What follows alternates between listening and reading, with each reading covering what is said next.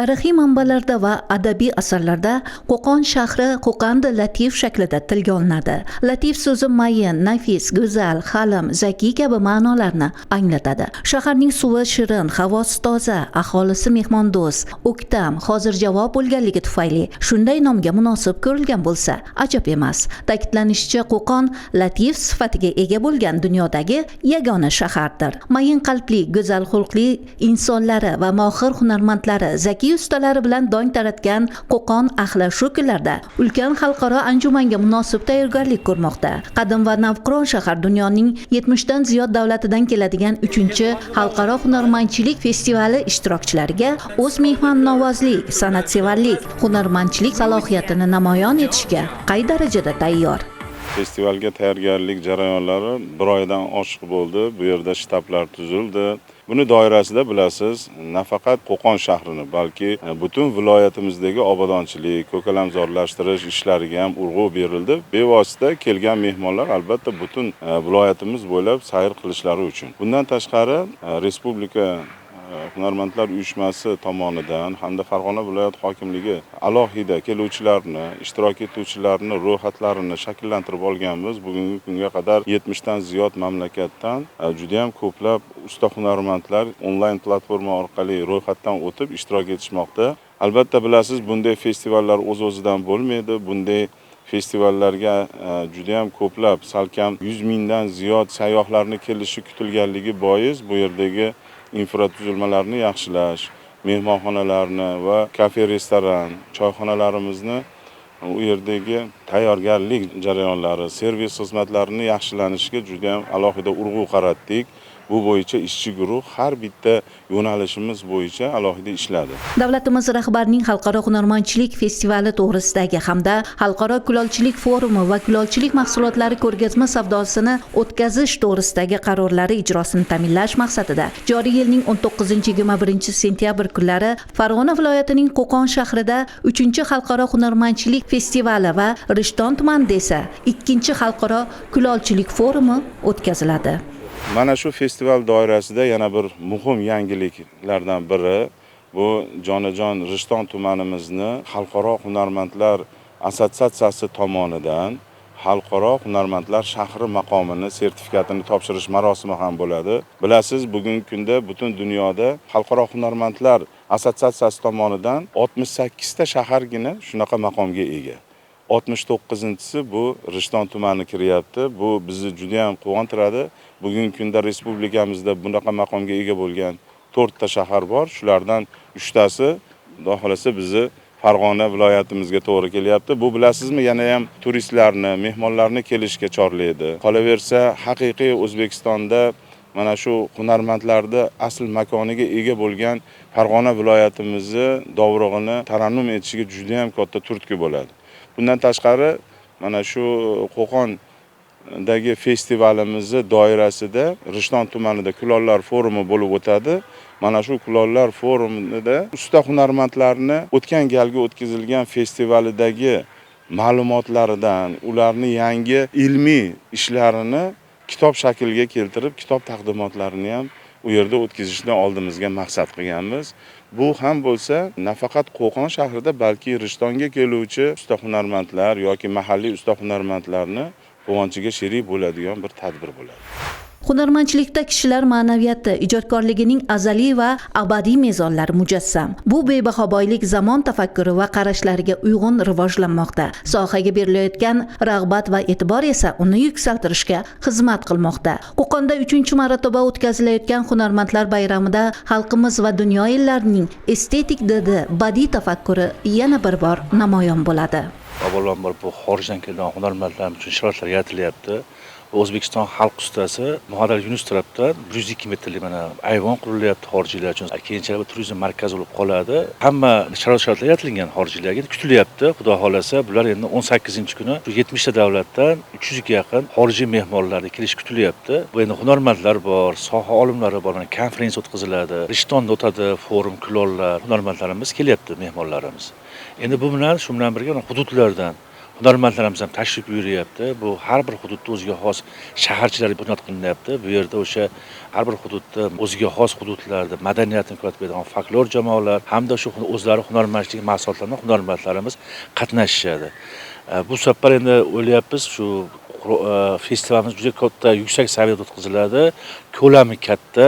Festival doirasida tadbirlarimiz ham bor. Bilasiz, 2023-yilda birinchi bor dunyoda o'sha xalqaro hunarmandchilik muzeyi ochilgandi. Bu safar ham mana Jahon hunarmandlari kengashi tomonidan 200 ga yaqin eksponatlar bilan boyitilyapti va mana shu Qaddumi xonimning nomi berilishi hamda yana bir tarafi bor. Mana bilasiz, bizda xalqaro hunarmandchilik festivalida, mana Rishton qulochlik forumida g'oliblarga mukofotlar qo'yilganda, bu safar mana shu Qaddumi xonimning fondi tomonidan kelajak umidi deb nomlangan mana shu $5000 mukofot jag'onama ham ajratilgan. Men asta-sekinlik bilan bu festivalimiz dunyoga tanitib juda kuchli nima bo'lib boryapti. Musaffo osmon, iqlimidek istarasi issiq odamlar, osoyishtalikka yarashgan qo'li gul ustalar, hunari borlar bayrami, shirin suxanlik, xushkayfiyat va ochiq yuzlilik. Festival ishtirokchilari 3 kun davom etadigan o'nlab tadbirlar davomida faqat mana shu go'zal manzaralarga guvoh bo'ladilar. Mutasaddilardan tortib tuproqqa gullar qadagan bog'bongacha bu katta to'yga o'zining munosib hissasini qo'shdi.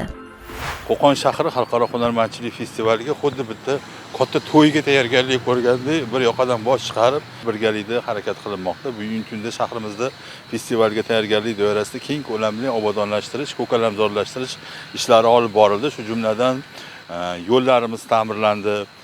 Yo'l chetidagi gulzorlarga yangi chiroyli manzarali gullar ekildi.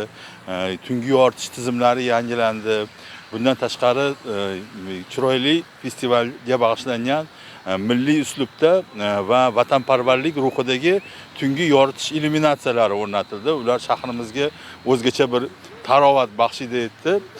Bundan tashqari ta'lim muassasalaridan mehmonlarni kutib olish uchun bizda volontyorlar guruhi shakllantirdi. U volontyorlar guruhi turizm politsiyasi, Farg'ona viloyati turizm boshqarmasi bilan hamkorlikda ular saralab olinib, mana shu shahrimizdagi madaniy meros obyektlari bo'yicha ular uchun seminar treninglar o'tkazildi. Bu seminar treninglarda mana shu o'zbek, rus, ingliz, turk tillarida mana shu bizi tarixiy madaniy meros obyektlarimizni targ'ibot qilish bo'yicha tushunchalar berildi.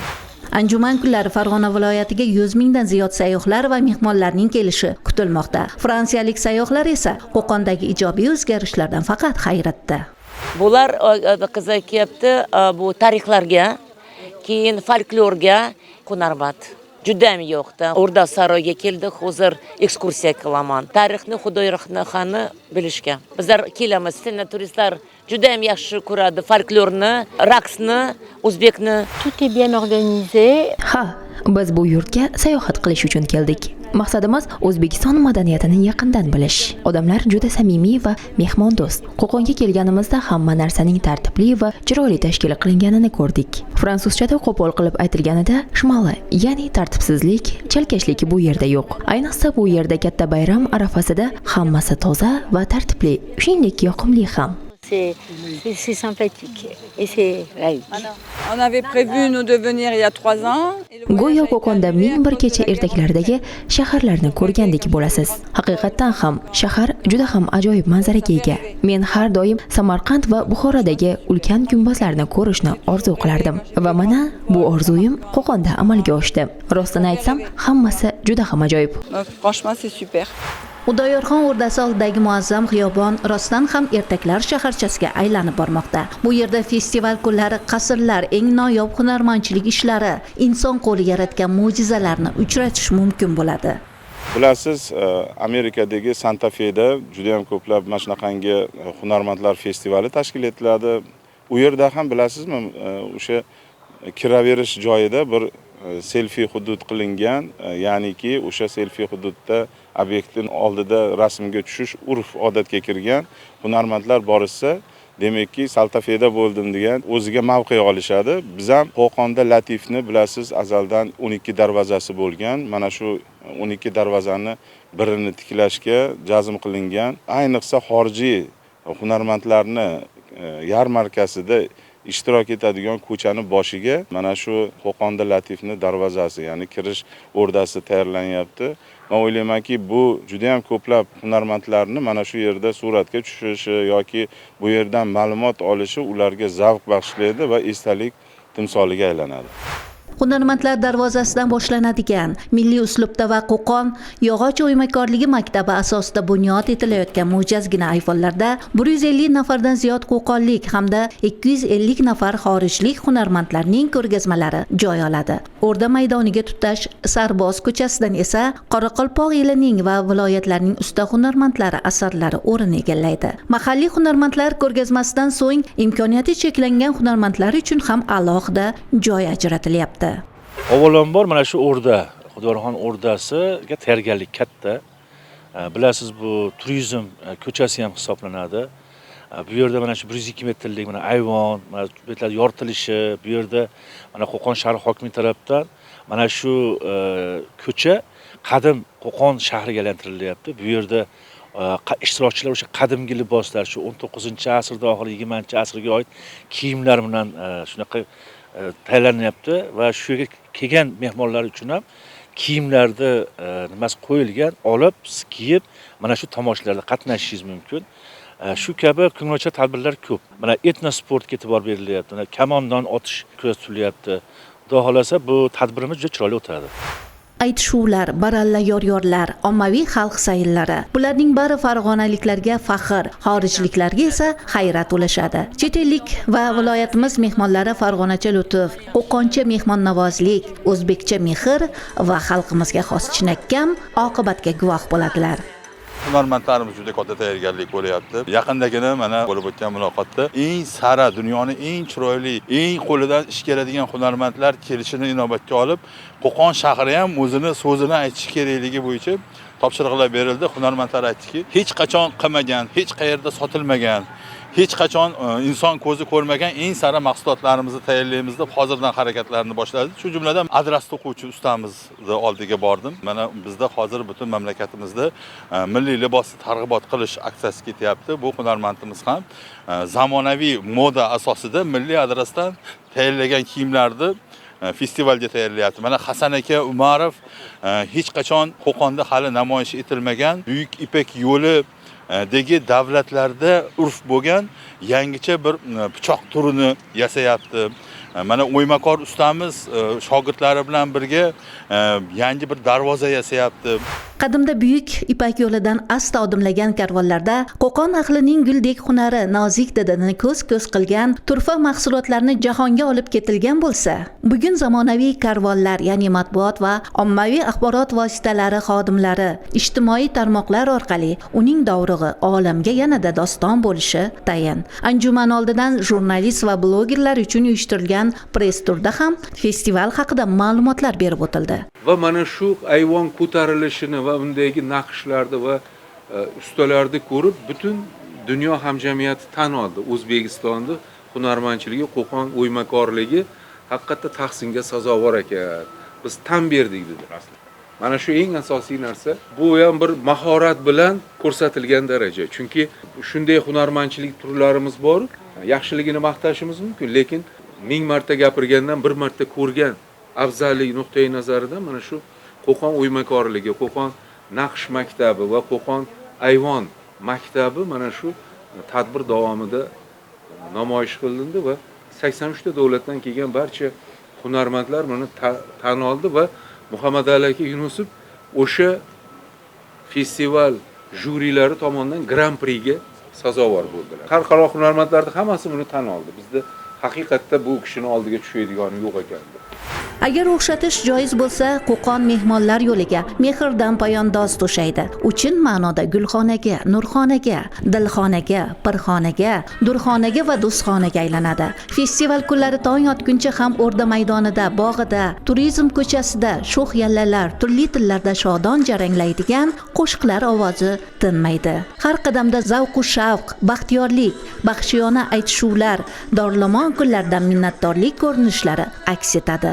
xalqlarning qadim mulki sanalgan hunarmandchiligi yu san'ati turli shevalarda yana anjuman ishtirokchilariga tortiq qilinadi. O'rda maydonining sahnasida anjumanning ochilish va yopilish marosimlari tantanali tarzda bo'lib o'tadi. Tadbir ochilish marosimlari yoki yopilish marosimlari, taqdirlash marosimlarida madaniyat xodimlari, balki respublikamizdagi eng taniqli san'atkorlarimizdan madaniyat xodimlarini jalb qilganmiz. Maqsadimiz mana shu 3 kunlik tadbir davomida xalqimizni kayfiyatini ko'tarish, bu yerdagi insonlarni bahramand qilish. Shuni doirasida bir qancha shaharni, bir qancha joylarida, Rishton tumanining bir qancha joylarida xalq uchun konsertlar uyushtirish yoki qiziqchilarni olib kelib bu yerda ularni chiqishlarini tashkil etilyapti. Bu o'ylaymanki, Qo'qon shahri yoki Rishton tumanida bo'layotgan festival butun viloyatimizga, vodiyimizga kelgan bir to'ydek qabul qilingan. O'zining mazmundorligi, umrboqiyligi bilan san'atning boshqa turlaridan ajralib turuvchi hunarmandchilik xalqlarning turmush tarzi, dunyoqarashi, ruhiy estetik olami, ichki kechinmalari yuksak badiiy ifoda etilgan azaliy qadriyat ekani teatrlashtirilgan tomoshalarda o'z aksini topadi. 3-bor o'tkazilayotgan xalqaro hunarmandchilik festivalida avlodlardan avlodlarga o'tib kelayotgan milliy qadriyatlarimiz, urf-odatlarimiz mujassamlashgan bir kompozitsiya, bir konsert tomoshasi taqdim etiladi tomoshabinlarimizga. Kechani kecha demay, kunduzni kunduz demay mana shu yerda ijod qilib turgan barcha ijodkorlarga minnatdorchilik bildiramiz. Festivalda men yor aylanay desam men ovora bo'lmaydi degan ashulamiz bilan ishtirok etyapmiz. San'at va hunarmandchilik uyg'unlashtirilgan holda tomoshabinlarimizga ushbu konsert dasturimizni qo'y etamiz. Hunarmandchilik yo'nalishidagi san'atning barcha vosita va imkoniyatlarini tiklash, keng targ'ib qilish, o'zlikni anglash, milliy qadriyat va an'analarni asrab-avaylashda muhim ahamiyat kasb etadi. Darhaqiqat hunarmandchilik deb atalgan ushbu boy va bebaho ma'naviy meros yosh avlod tarbiyasi va kamolotida, badiiy estetik tafakkur taraqqiyotida muhim o'rin tutadi. Ayni shu jihatlarni inobatga olib, festival doirasida hunarmandlar uchun alohida ko'rik tanlovlar tashkil etiladi. Yana mana shu festivalimiz doirasida Mangu naqshlar sonnomasi nomli ko'rgazmamiz bor. Bu yerda mana shu hududda qatnashayotgan 400 dan ortiq hunarmandlarning eng sara asarlarini ekspozitsiyasi qilinyapti. Bu san'atshunoslik fanlari doktori Binafsha Nodir tomonidan. Bu safar mana shu festivalimizda mana shu ekspozitsiya orqali xalqaro juri eng sara asarlarni tanlab olinadi. Men o'ylaymanki, mana dunyodan hunarmandlar hozir eng yaxshi ishlar bilan kelishyapti. Mana biz hunarmandlarimiz ham orzu kutyapti. Bu har 2 yilda bir hunarmandlarni o'zlarini ishlariga baho beradigan bir hunarmandchilik festivaliga aylanib boryapti-da. O'ylaymanki, bu hamma hunarmandlar hayajon bilan kutyapti. Qo'qon ahli, Rishton ahli ham hayajon bilan kutyapti. Sababi bu Rishton va Qo'qon shaharlarida juda katta festival o'tkaziladi. Bu ommaviy tadbir.